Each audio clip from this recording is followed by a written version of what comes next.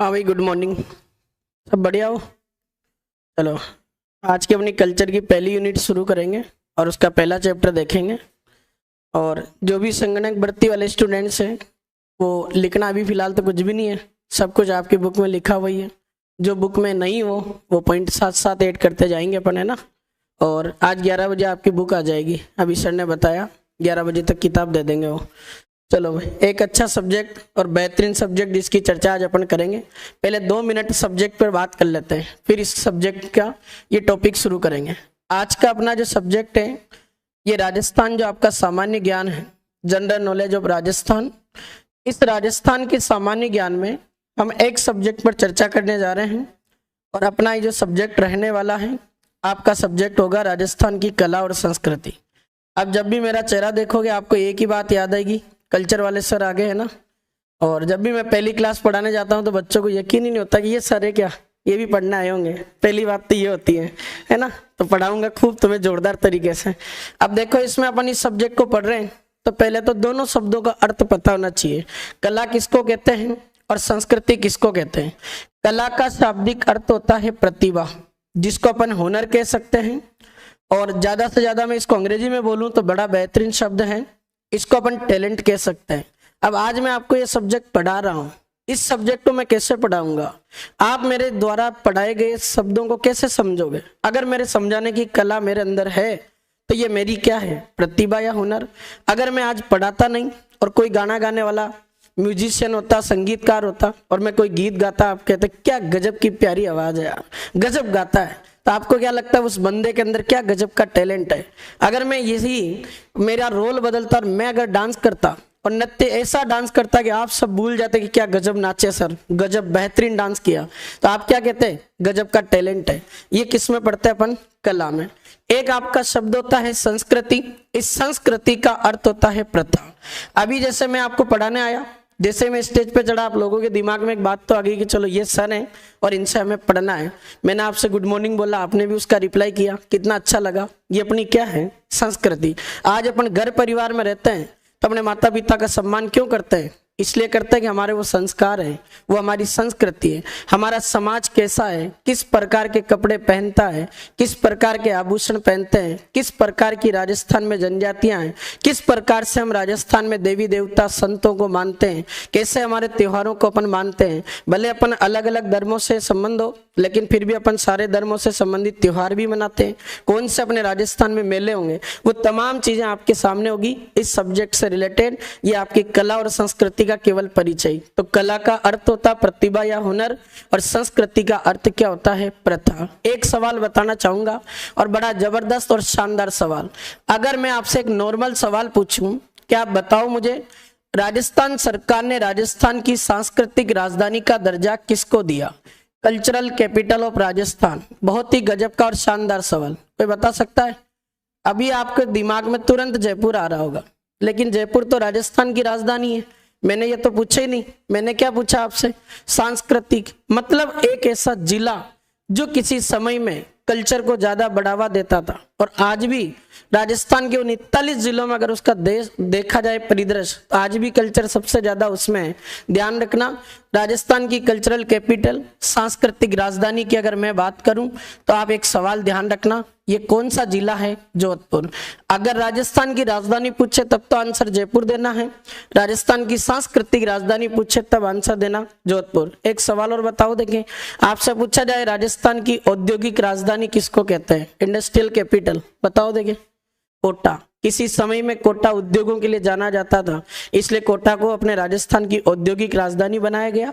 जयपुर से अपने राजस्थान की सरकार संचालित होती है, यहीं विधानसभा संचालित होती, यहाँ कानून बनते हैं, इसलिए जयपुर को राजस्थान की राजधानी बनाया। और जोधपुर को राजस्थान की क्या बना रखा, सांस्कृतिक राजधानी। तो ये एक आपके सब्जेक्ट को शुरू होने से पहले उसका एक सवाल है जो पहले खूब परीक्षाओं में पूछा जाता था, राजस्थान की सांस्कृतिक राजधानी किसको बनाया गया, जोधपुर। अब आपकी इस पहली यूनिट को शुरू करते हैं। कल्चर का सिलेबस 5 यूनिट में डिवाइड है, पहले अपन यहीं से शुरू कर लेते हैं इसको।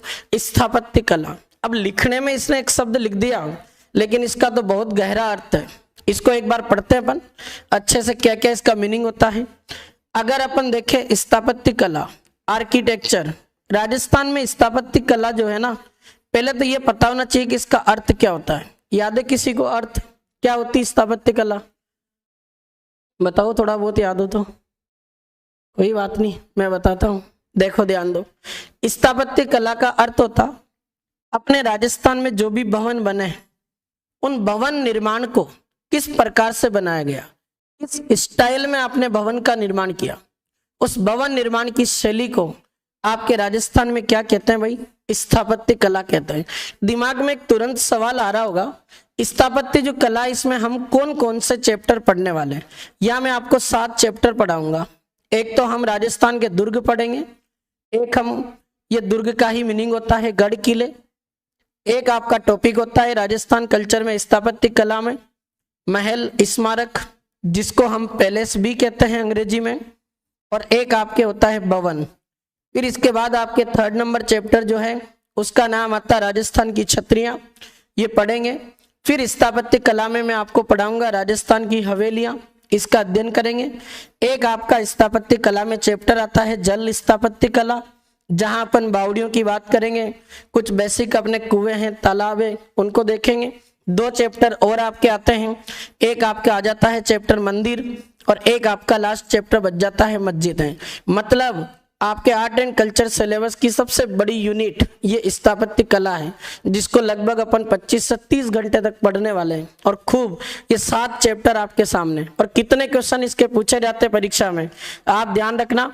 कम से कम किसी भी एग्जाम में 3 से लेकर 5 प्रश्न इस यूनिट से पूछे जाते हैं। कम से कम 3 तो पूछेगा ही सही, 7 चैप्टर है उसके पास में। अगर मान लो उसने दुर्ग का सवाल पूछ लिया तो महल को छोड़ देगा, महल का पूछ लिया तो दुर्ग को छोड़ देगा, छतरियों का पूछ लिया तो हवेलियां छोड़ देगा। इस तरीके से वो 3 से 5 प्रश्न आपके कौन सी यूनिट में पूछता है? स्थापत्य कला में। अब इस स्थापत्य कला वाली यूनिट को अपन जब पढ़ना शुरू कर रहे हैं तो कुछ इसके बेसिक सवाल देखो।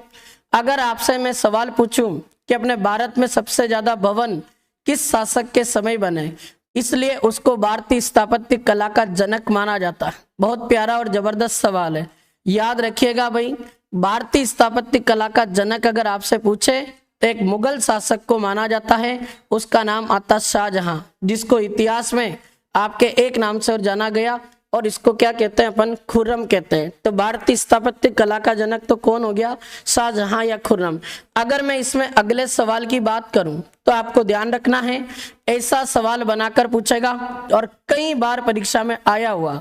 अब हम बात करेंगे राजस्थानी स्थापत्य कला की। आपसे सवाल पूछेगा कि राजस्थानी जो स्थापत्य कला है इसका जनक आपके किसको माना जाता है? बहुत प्यारा सवाल है। तो राजस्थानी स्थापत्य कला का जनक पूछे तो आप ध्यान रखना भाई, मेवाड़ का एक शासक है जिसका नाम आता है कुंभा। मेवाड़ शासक महाराणा कुंभा को आपके राजस्थानी स्थापत्य कला का क्या माना जाता? जनक। अब दिमाग में एक सवाल आ रहा होगा कि इसको ही क्यों मानते, इसने ऐसा क्या कर दिया? तो देखो भाई, आपके इतिहासकारों ने और साहित्यकारों ने किताब लिखी, उस किताब का नाम आता है, आपके सुना भी होगा नाम, उस पुस्तक का नाम आता वीर विनोद। क्या नाम है भाई? बोलो, वीर विनोद। अगर मैं आपसे पूछूंगी ये जो वीर विनोद जो पुस्तक है ना, ये किसके द्वारा लिखी गई? बड़ा जबरदस्त और शानदार सवाल। तो ये एक व्यक्ति के द्वारा लिखी गई, उस व्यक्ति का नाम आता आपके कवि राजा श्यामल दास। क्या नाम है? बोलो देखें, कवि राजा श्यामल दास। इस कवि राजा श्यामल दास की ये पुस्तक है वीर विनोद, जिसमें आपके मेवाड़ का इतिहास लिखा हुआ। और ये किताब हमें जानकारी देती है कि राजस्थान की जो मेवाड़ रियासत थी, इस मेवाड़ में टोटल 84 किले बने हुए। कितने किले बने हुए? 84। इन 84 किलों में से 32 किले अकेले आपके मेवाड़ के एक शासक ने बनाए थे। उस मेवाड़ के शासक का नाम क्या है? कुंभा। अब एक बंदा जो राजस्थान में मेवाड़ के 84 में से 32 किला अकेला बना के जा रहा है। अभी अपन ने लिखा भवन निर्माण की शैली को क्या कह रहे हैं? स्थापत्य कला। तो कुंभा ने किले तो बनवाई सही, इसके साथ साथ कई महल, कुंभा ने कई अपने हवेलियां और कुंभा ने कई मंदिरों का निर्माण करवाया। इस तरीके से राजस्थानी स्थापत्य कला का जनक कौन हो गया? मेवाड़ का शासक कुंभा। बोलो देखे, भारतीय स्थापत्य कला का जनक कौन है? शाहजहां, जिसका दूसरा नाम क्या है? खुर्रम। फिर आपसे मैं पूछूं राजस्थान की सांस्कृतिक राजधानी बताओ, जोधपुर। स्थापत्य कला का अर्थ क्या होता है? भवन निर्माण की शैली। कौन कौन से चैप्टर पढ़ेंगे इसमें? दुर्ग पढ़ेंगे, जिसको गढ़ भी कहते हैं और किले भी कहते हैं। क्यों कहते हैं अभी बताऊंगा। फिर महल, स्मारक, पैलेस, भवन पढ़ेंगे, छतरियां, हवेलियां, जल, स्थापत्य कला, मंदिर और मस्जिद, ये 7 चैप्टर पढ़ने हैं। फिर मैं आपसे पूछूं वीर विनोद जो पुस्तक है इसके लेखक कौन है? कवि राजा श्यामल दास। कवि राजा श्यामल दास की ये पुस्तक हमें जानकारी देती है कि मेवाड़ में टोटल कितने किले हैं? 84। इन 84 किलों में से 32 किले अकेले किसने बनाए थे? कुंभा ने। इसीलिए तो कुंभा को राजस्थानी स्थापत्य कला का क्या माना गया? जनक। परीक्षा में ये चारों सवाल पूछे, वीर विनोद पुस्तक के लेखक भी पूछा, भारतीय स्थापत्य कला का जनक भी पूछा और राजस्थानी स्थापत्य कला का जनक भी पूछा, और आपसे पूछे भवन निर्माण की शैली को क्या कहते हैं? स्थापत्य कला। अब इस चैप्टर को आगे बढ़ाते हैं, आगे इसके क्या क्या पॉइंट है। अब इसको पढ़ने से पहले आपको कुछ जनरल पॉइंट है जो मैं बता रहा हूं, ध्यान रखना।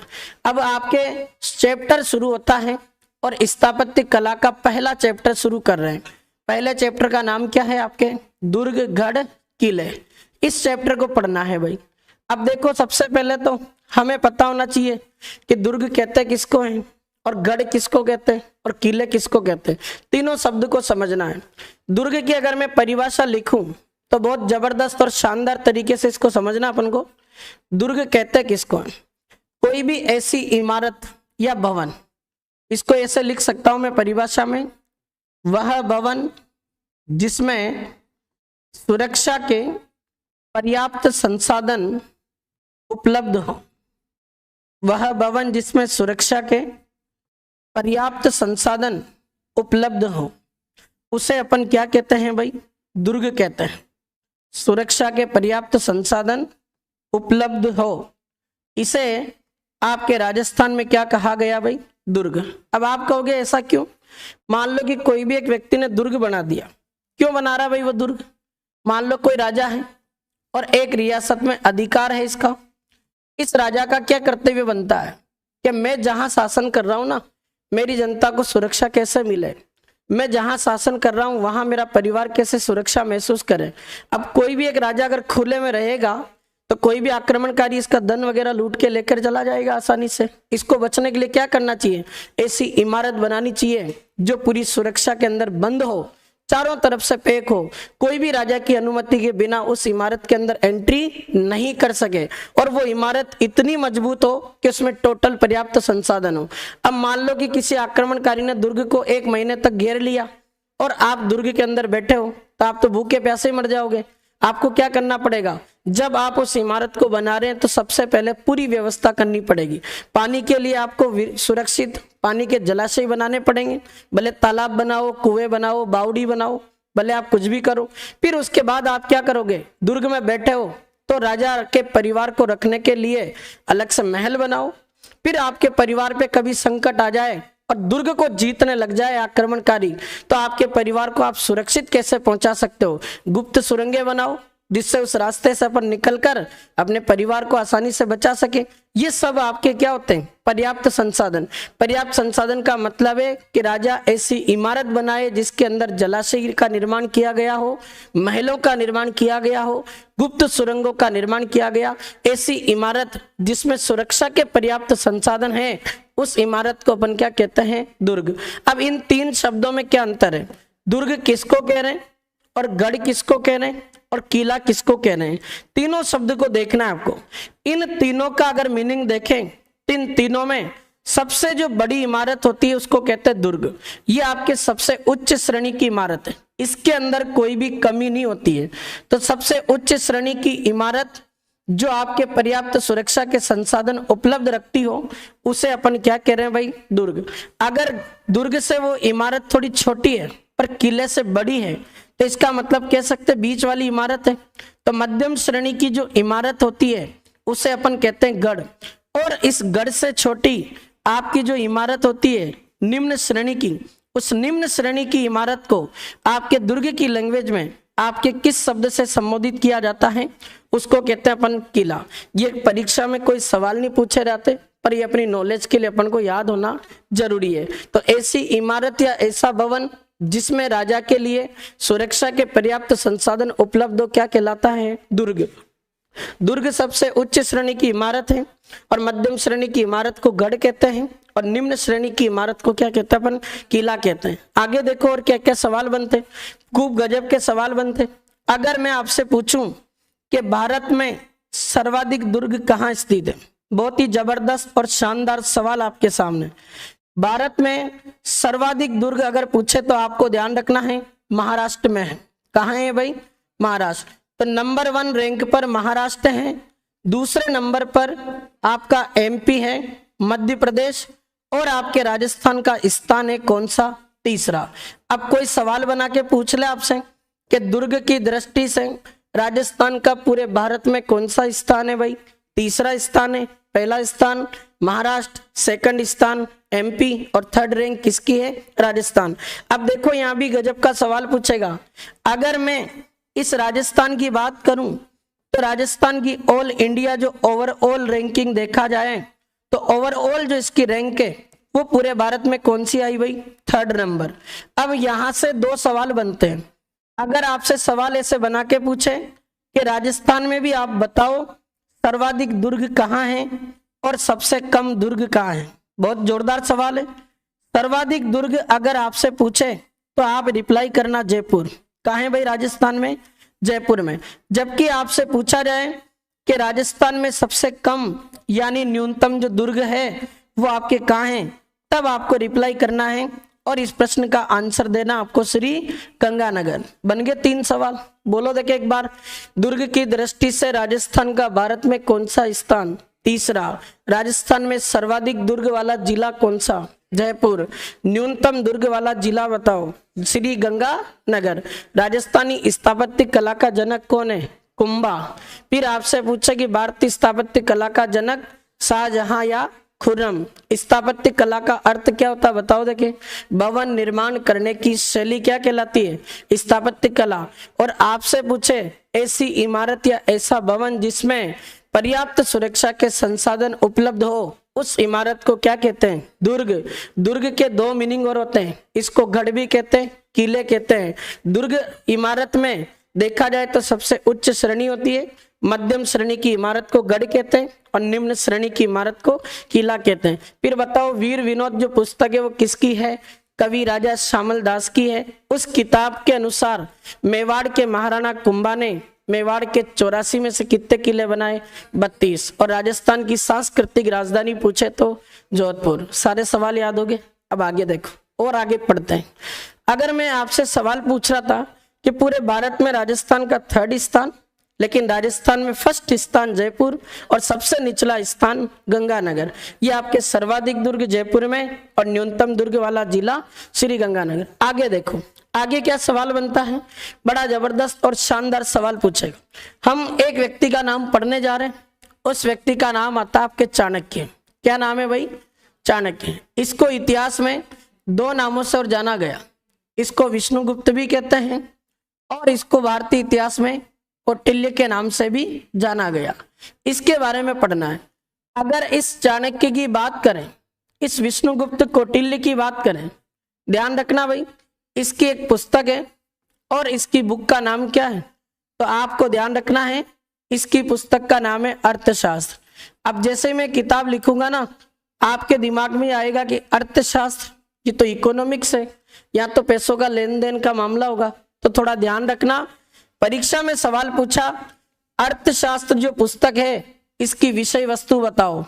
विषय वस्तु का मतलब होता ये किताब किस पर आधारित है। ध्यान रखना भाई, ये पुस्तक किसी भी राज्य की राजनीति पर लिखी गई। तो आपसे पूछे चाणक्य की पुस्तक अर्थशास्त्र जो कि आपके किस पर आधारित है, तो फिर आपको ध्यान रखना पड़ेगा राजनीति पर। मैं आपको ये किताब क्यों पढ़ा रहा हूं, इसलिए पढ़ रहे हैं अपन इस किताब को कि इससे रिलेटेड सवाल बनते हैं। इस अर्थशास्त्र पुस्तक में चाणक्य ने किसी भी राज्य को चलाने के लिए, राज्य का मतलब रियासत कहेंगे अपन, किसी भी राज्य या रियासत को चलाने के लिए चाणक्य ने 7 अंग बताए। कितने अंग बताए भाई? 7।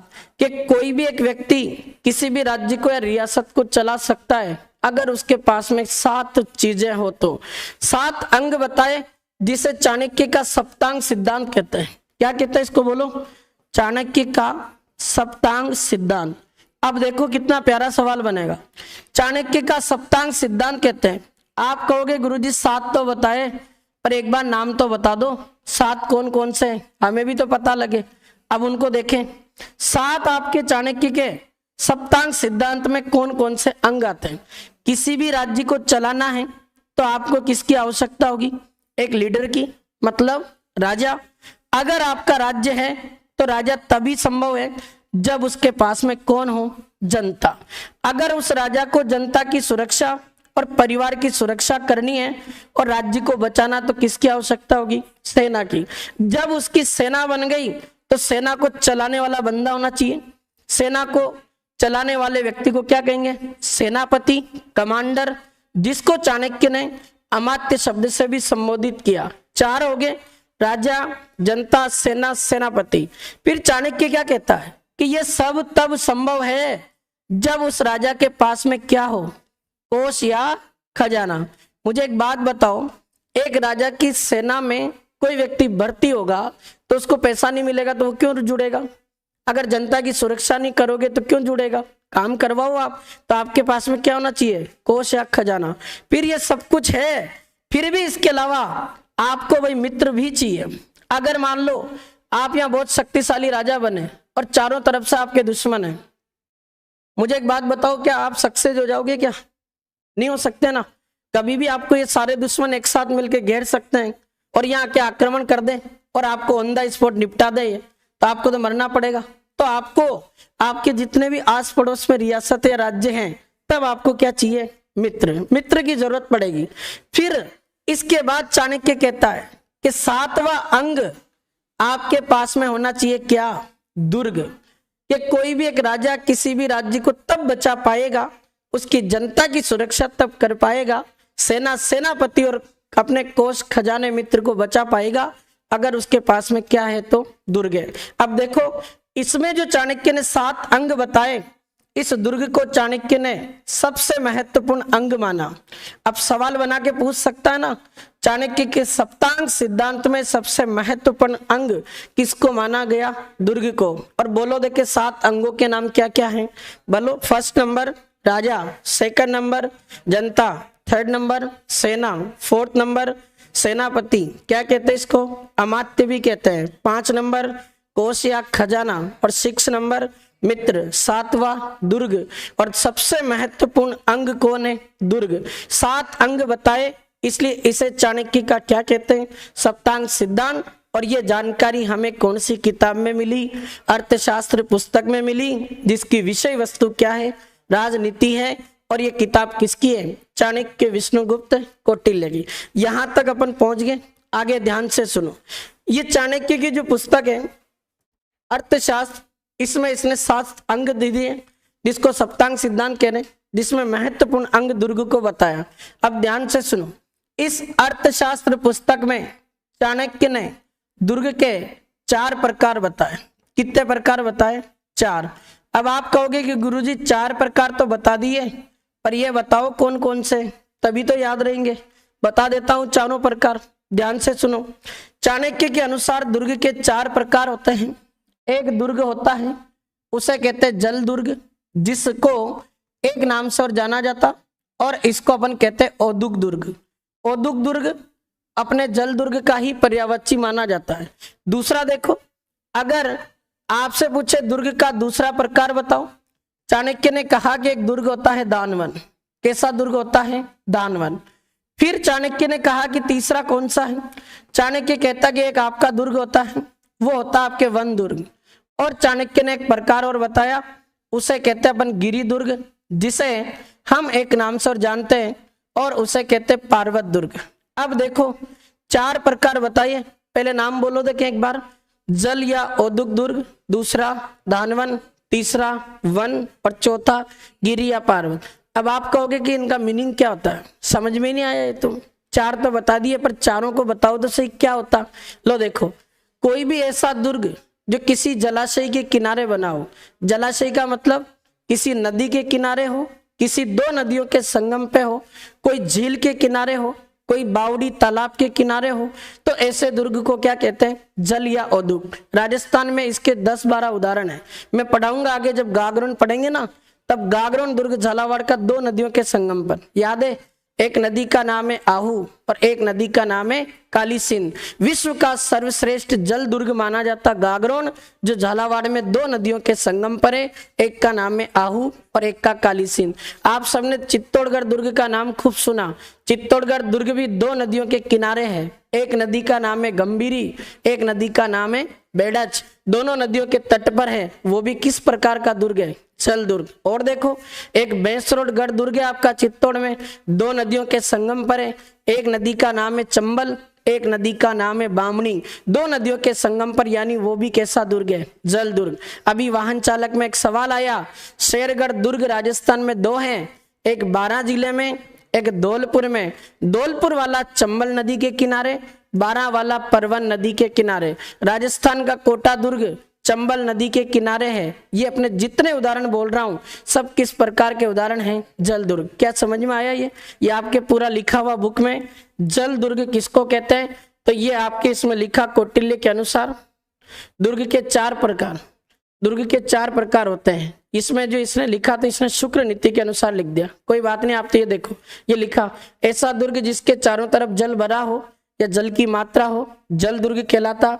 जैसे गागरोन दुर्ग आहू काली सिंध के संगम पर, बेसरोडगढ़ चंबल बामणी नदियों के संगम पर, शेरगढ़ दुर्ग दो हैं, बारां वाला परवन नदी और धौलपुर वाला चंबल नदी। ये मैं आगे सब डिटेल से पढ़ाऊंगा।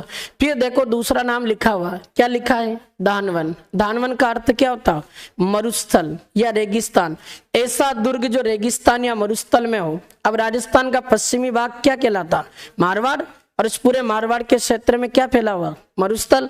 आप देख लो जैसलमेर का दुर्ग चारों तरफ से रेती रेत के बीच में है, तो जैसलमेर जो दुर्ग है वो किस कैटेगरी में होगा? धानवन में। नागौर का किला देख लो, बटनेर का किला देख लो, सिवाना का दुर्ग देख लो, ये सारे मरुस्थलीय क्षेत्र के किले हैं। तो मरुस्थल में निर्मित दुर्गों को क्या कहते हैं अपन? धानवन। तीसरा देखो क्या नाम है? वन। नाम से पता चल रहा, किसको कहते हैं बता सकते हो? ऐसा दुर्ग जो पेड़ पौधों वनस्पति या कंटीली झाड़ियों के बीच में हो, क्या कहलाता है? वन दुर्ग कहलाता। जिसके खूब उदाहरण है, चित्तौड़ देखो, कुंभलगढ़ देखो, रणथंभौर देखो, खूब राजस्थान में यूं मान के चलो कि मैक्सिमम उदाहरण इसके हैं वन दुर्ग के। और देखो क्या नाम है चौथा? गिरी या पार्वत। गिरी का मतलब क्या होता? पहाड़ी, पर्वत, पठार। ऐसा दुर्ग जो किसी पर्वत, पठार या पहाड़ी पे बना हो क्या कहलाता? गिरी दुर्ग। और अब इसके उदाहरण देखो, जैसे चित्तौड़ का किला एक पठार पे बना हुआ, याद है? मैसा के पठार पर।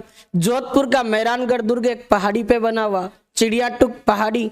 ये आपके कैसे दुर्ग है? ये आपके हो गए गिरी या पार्वत दुर्ग। और देखो आपके आमेर का किला है जयपुर का, कौन सी पहाड़ी पे है? कालीखो पहाड़ी पे। जयपुर का नाहरगढ़ दुर्ग देखो, मीठड़ी नामक एक पहाड़ी है उस पर बना हुआ।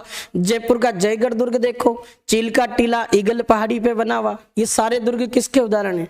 गिरी या पार्वत। तो चाणक्य के अनुसार दुर्ग के कितने प्रकार हैं? चार। अब एक सवाल बता दो मुझे इनमें से, चाणक्य ने इन चारों में से सर्वश्रेष्ठ दुर्ग किसको बताया? जल, दानवन, वन और गिरी में से बताओ क्या होगा? कौन सा अच्छा दुर्ग हो सकता है?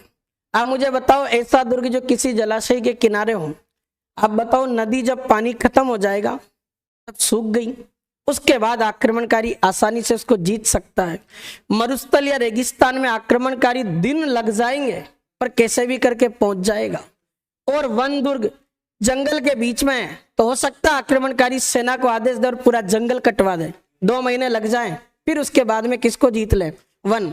इन तीनों में इतनी सिक्योरिटी नहीं है जितनी किसमें है? गिरी, पार्वत। ऐसा दुर्ग जो किसी पहाड़ी पर हो, पर्वत पे हो, पठार पे। आप मुझे बताओ किसी विदेशी आक्रमणकारी के द्वारा राजस्थान की कुंभलगढ़ पहाड़ी पे अगर चढ़ा जा रहा है, उसका बाप भी नहीं जाने होगा इस पे कैसे चढ़ूंगा। हो सकता है वो चढ़ेगा, बार बार गिरेगा, और अपन ऐसा अनुमान कर दें ऊपर से कुछ ऐसा पदार्थ डाल दे, लचीला चिकना पदार्थ, ले आ चढ़ तू, दे धनाधन नीचे जाएगा। तो ऐसा दुर्ग जो नीचे गिरा सकता है, ऐसा दुर्ग जो सुरक्षा की दृष्टि से इंपॉर्टेंट हो सकता है, वो दुर्ग क्या कहलाता है आपका? गिरी या पार्वत। तो चाणक्य के अनुसार सर्वश्रेष्ठ दुर्ग कौन सा है? गिरी या पार्वत दुर्ग। क्या भाई यहां तक समझ में आया? क्या आ गया? बिना देखे बोल दोगे? बोलो तो बताओ। देखें स्थापत्य कला का अर्थ क्या होता? भवन निर्माण की शैली। स्थापत्य कला में कौन कौन से चैप्टर आते हैं? राजस्थान के दुर्ग, गढ़, किले, महल, स्मारक, पैलेस, भवन, फिर छतरियां, हवेलियां, जल स्थापत्य कला, मंदिर, मस्जिद। कोई बात नहीं, ये याद नहीं हो तो कहाँ याद करने हैं चैप्टर के नाम, क्वेश्चन याद करने। फिर बोलो, राजस्थानी स्थापत्य कला का जनक कौन है? मेवाड़ शासक महाराणा कुंभा। भारतीय स्थापत्य कला का जनक शाहजहां या खुर्रम है। फिर आपसे पूछे कि मेवाड़ में 84 में से 32 किले अकेले किसने बनाए? राणा कुंभा ने। ये जानकारी हमें कहाँ से मिली?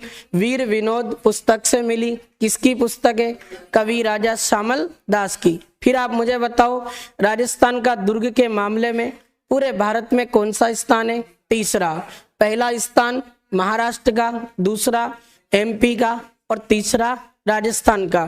फिर बताओ, राजस्थान में सर्वाधिक दुर्ग कहाँ स्थित है? तो आपका आंसर होगा जयपुर। राजस्थान में न्यूनतम दुर्ग पूछे तो श्री गंगानगर। कोई भी ऐसी इमारत या ऐसा भवन जिसमें सुरक्षा के पर्याप्त संसाधन हो, क्या कहलाती? दुर्ग कहलाती इमारत या भवन। दुर्ग सबसे उच्च श्रेणी की इमारत होती है, जबकि मध्यम श्रेणी की इमारत को क्या कहते हैं? गढ़, और निम्न श्रेणी की इमारत को किला कहते हैं। फिर आपसे पूछे, चाणक्य के 2 नाम लिखे अपन ने, क्या नाम है? इसको विष्णुगुप्त कहते हैं और इसी को क्या कहते हैं? कौटिल्य। इस चाणक्य की किताब का नाम बोलो। अर्थशास्त्र। अर्थशास्त्र पुस्तक किस पर आधारित है? राजनीति पर। चाणक्य ने क्या कहा? किसी भी राज्य या रियासत को चलाने के लिए कितने अंग होने चाहिए? 7, जिसे चाणक्य का क्या कहते हैं? सप्तांग सिद्धांत। 7 अंगों के नाम बोलो। देखिए, पहला क्या है? राजा, दूसरा जनता, तीसरा सेना, चौथा सेनापति जिसका दूसरा नाम अमात्य है।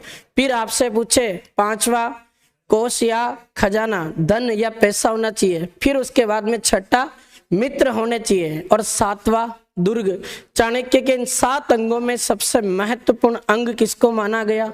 दुर्ग को माना गया। फिर आपसे पूछे, चाणक्य ने अपनी पुस्तक अर्थशास्त्र में दुर्ग के कितने प्रकार बताए? 4। पहला नाम बोलो, जल, जिसका दूसरा नाम औदुक दुर्ग। किसको कहते हैं? ऐसा दुर्ग जो किसी जलाशय के किनारे हो या चारों तरफ से जल से घिरा हो, उसे क्या कहते हैं? जल या औदुक दुर्ग। विश्व का सर्वश्रेष्ठ जल दुर्ग कौन सा है? गागरोन दुर्ग। कहाँ स्थित है? झालावाड़ में। कौन सी नदियों के संगम पर? आहू और काली सिंध। फिर पूछे, भैंसरोडगढ़ दुर्ग कहाँ स्थित है? चित्तौड़ में। भैंसरोडगढ़ कौन सी 2 नदियों के संगम पर?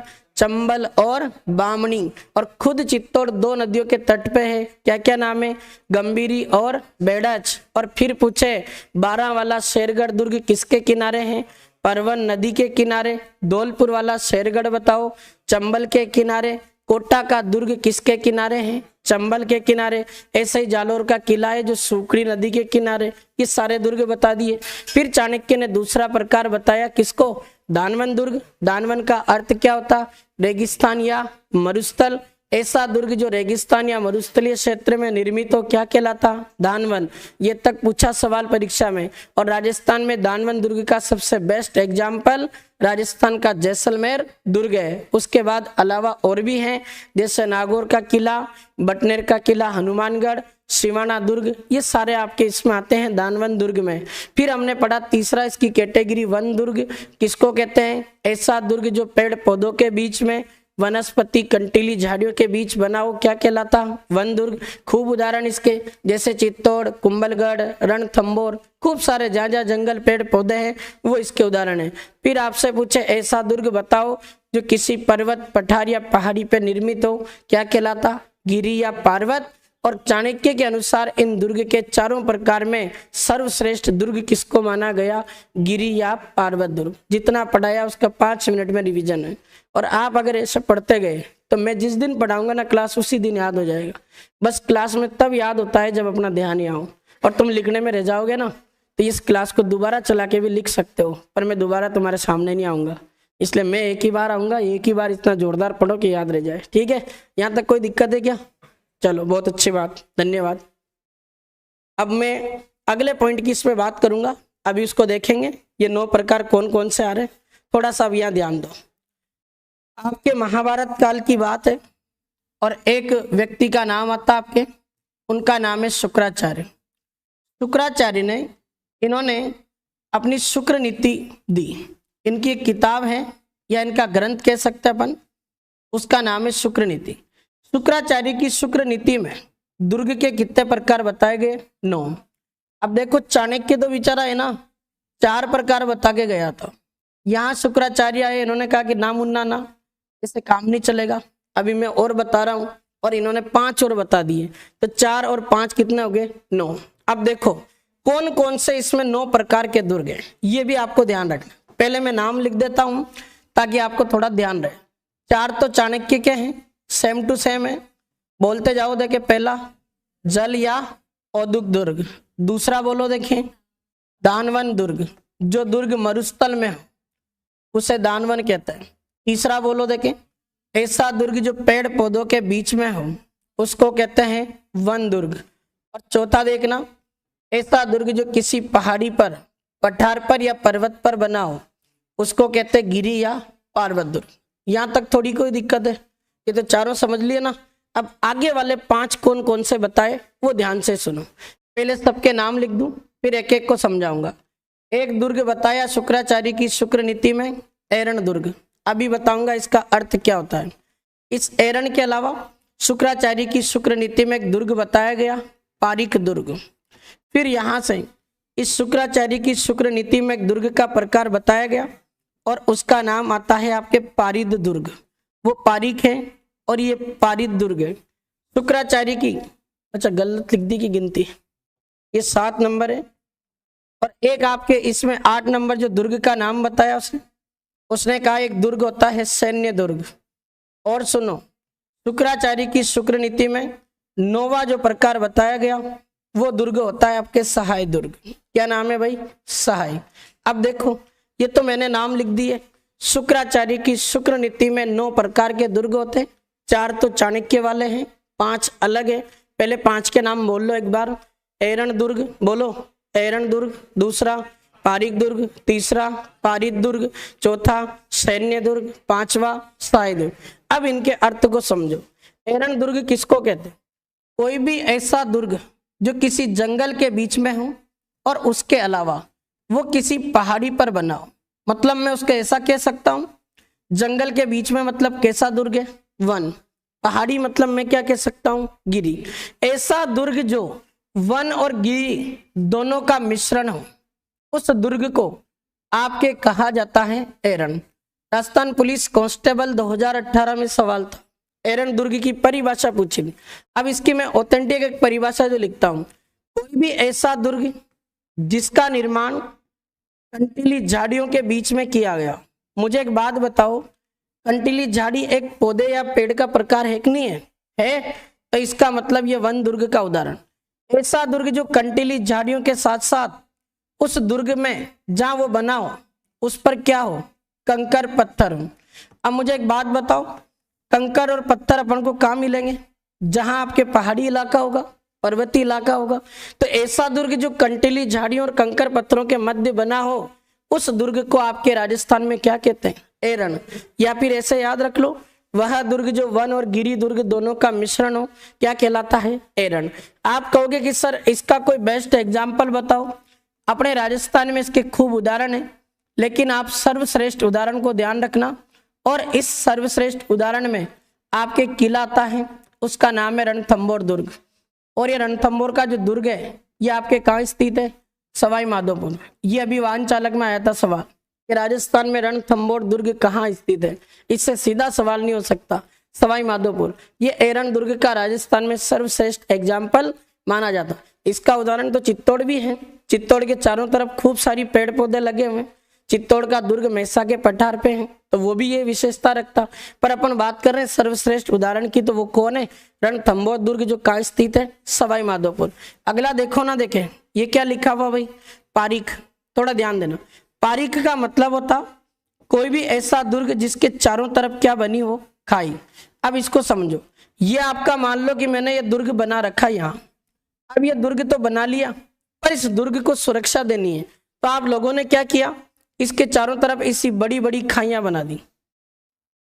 ये खाइयां बना रखी। अब यहाँ आपने दरवाजे रख दिए बड़े बड़े, ये 4 दरवाजे रख दिए। आप मुझे बताओ जो व्यक्ति इसके अंदर रहेगा बिना इसकी परमिशन के दरवाजे खुलेंगे क्या? नहीं। और इसका गुप्त रास्ता होगा जहां से निकला जा सकता है। कोई आक्रमणकारी आया और आते ही उसने जल्दबाजी में था और उस पर आक्रमण करने का प्रयास किया। अपन ने कहा कि ले आजा मर साले। आया जैसे ही और खाई में गिर गया, निपट गई सेना। जितने लोग थे उतने सारे किसमें गिरते गए? खाइयों में। खाइयों में गिरे तो अपना दुर्ग सुरक्षा की दृष्टि से मजबूत है। तो ऐसा दुर्ग जिसके चारों तरफ खाई बनी हो वो दुर्ग क्या कहलाता? पारीक। अब उदाहरण देखो इसके, कौन कौन से उदाहरण है। आपने अपने लोहागढ़ दुर्ग का नाम सुना होगा, भरतपुर में है। लोहागढ़ जो दुर्ग भरतपुर वाला है ना, इसके चारों तरफ भी खाई बनी हुई, तो ये भी पारीक दुर्ग का उदाहरण। और देखो अगर मैं बात करूं ऐसा दुर्ग एक और है, बीकानेर का जूनागढ़ दुर्ग। ये जूनागढ़ जो दुर्ग बीकानेर में है ना, इसके चारों तरफ भी क्या बनी हुई? खाई। तो राजस्थान में पारीक दुर्ग यानी जिसके चारों तरफ खाई बनी हो, उसके दो बेस्ट एग्जाम्पल है, लोहागढ़ दुर्ग भरतपुर, जूनागढ़ दुर्ग बीकानेर। ऐसा दुर्ग जिसके चारों तरफ खाई बनी हो क्या कहलाता है? पारीक। अब देखो एक शब्द का अंतर है, वहां ख था तो ख का मीनिंग खाई हो गया, यहाँ लिखा हुआ पारिद। इसमें जो अगर पूछे किसको कहते हैं? ऐसा दुर्ग जिसके चारों तरफ परिधि बनी हो, जिसके चारों तरफ परकोटा बना हो, या फिर जिसके चारों तरफ दीवार बनी हो, उसको क्या कहते हैं अपन? पारिद दुर्ग। अब आपने ये दुर्ग बना रखा, आपको लगता है कि आक्रमणकारी इसको जीत सकता है, अपन ने चारों तरफ से इसको बाउंड्री बनाकर पैक कर दिया और बड़ी सी दीवार बना दी। दीवार बनाकर आपने उस पर क्या किया? हो सकता बैंकर वाले तार लगा दिए। जैसे तुम जेलों को देखो, आज कैदी भाग जाए इसलिए जेल प्रशासन क्या करता है, जहां उसकी बाउंड्री उसके ऊपर करंट वाले तार छोड़ दो, कोई भाग नहीं सकता। अब पहले ऐसी व्यवस्था तो थी नहीं लाइट वाली, क्या करते थे?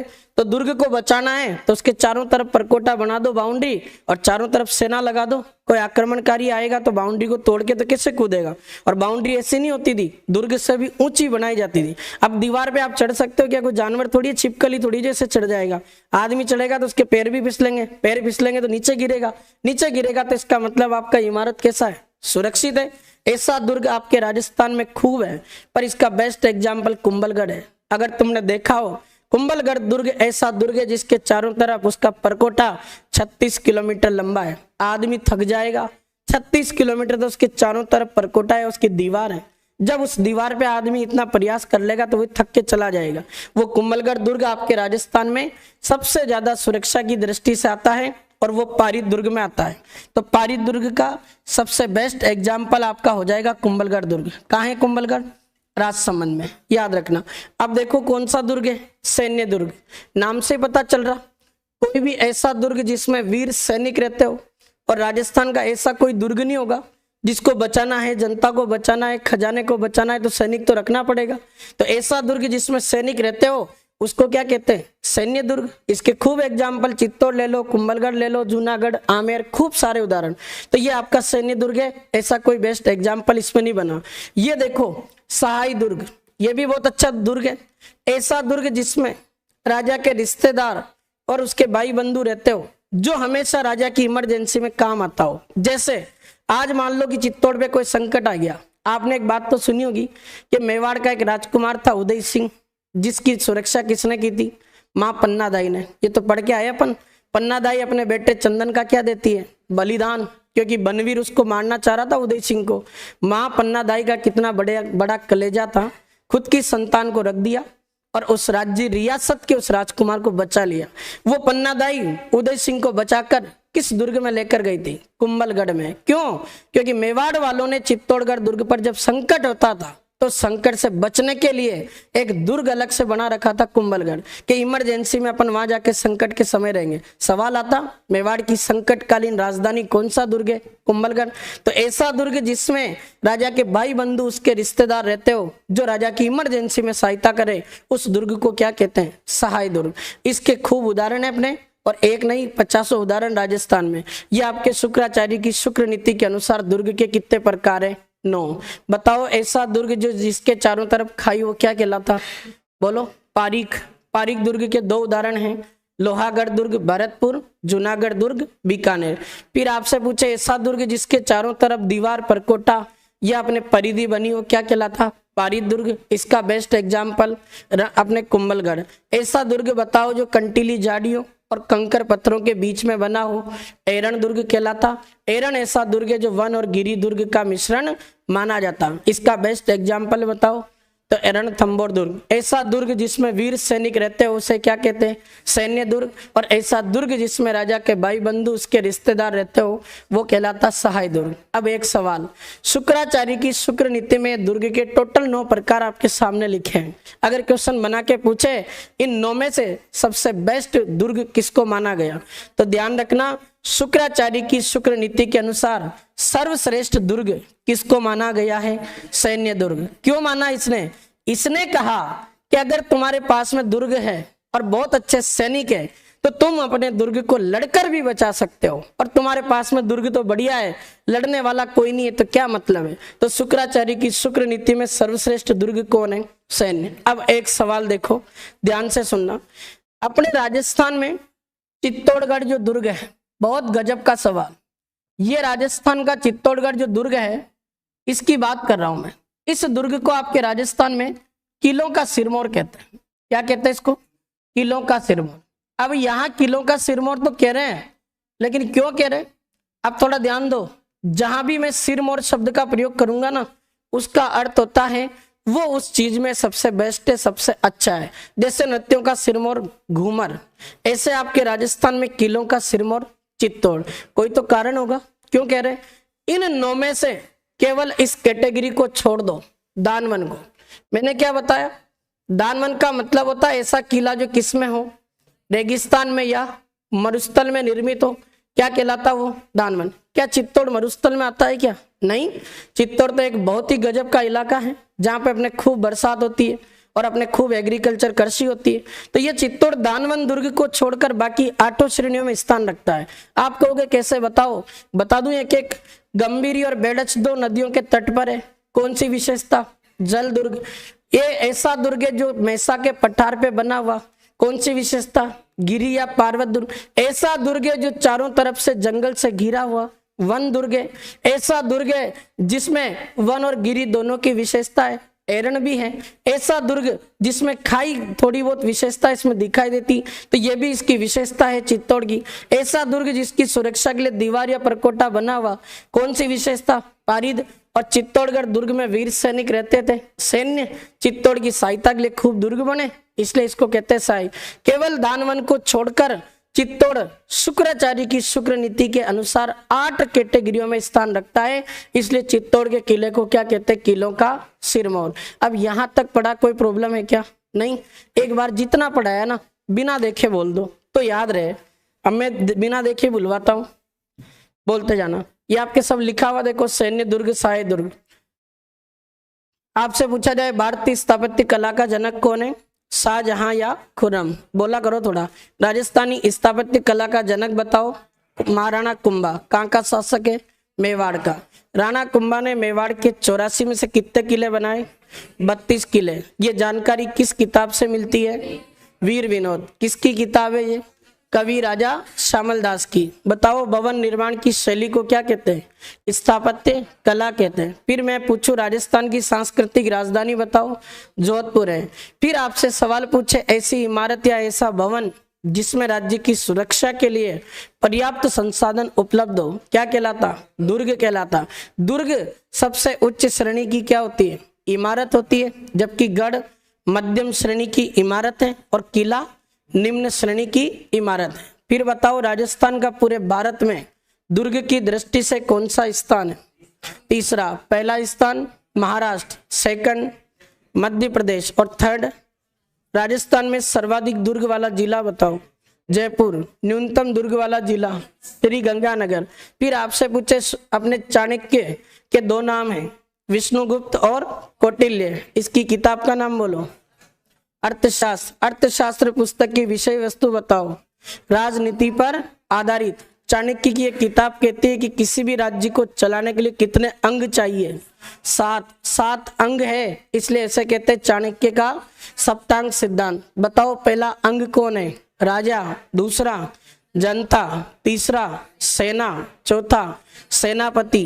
5वां कोष या खजाना और छठा मित्र। 7वां दुर्ग। सबसे महत्वपूर्ण अंग किसको माना? दुर्ग को। किसने माना? चाणक्य ने। कौन सी किताब में? अर्थशास्त्र में, जिसकी विषय वस्तु राजनीति। फिर आपसे पूछे चाणक्य ने अपनी पुस्तक अर्थशास्त्र में दुर्ग के कितने प्रकार बताए? 4। कौन कौन से? पहला नाम जल या औद्योगिक दुर्ग। क्या परिभाषा? ऐसा दुर्ग जो चारों तरफ से जल से घिरा हो, क्या कहलाता?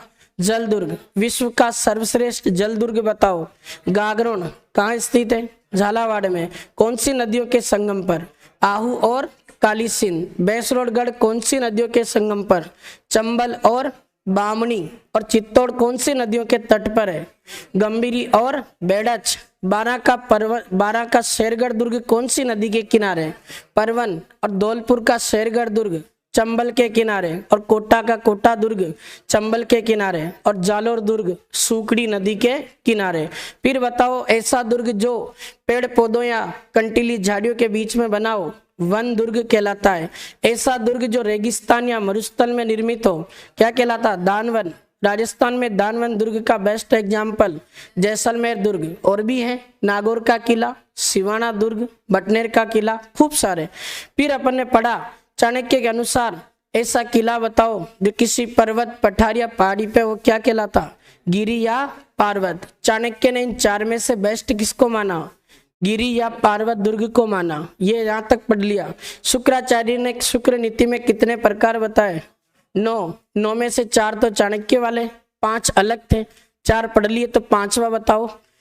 एरण दुर्ग। एरण किसका मिश्रण होता है?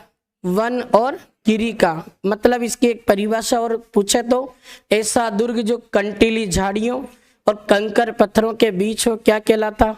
एरण। एरण दुर्ग का सबसे बेस्ट एग्जाम्पल रणथंभौर दुर्ग कहाँ स्थित है? सवाई माधोपुर में। फिर आपसे पूछे ऐसा दुर्ग जिसके चारों तरफ खाई बनी हो, क्या कहलाता? पारीख दुर्ग। इसके 2 उदाहरण हैं।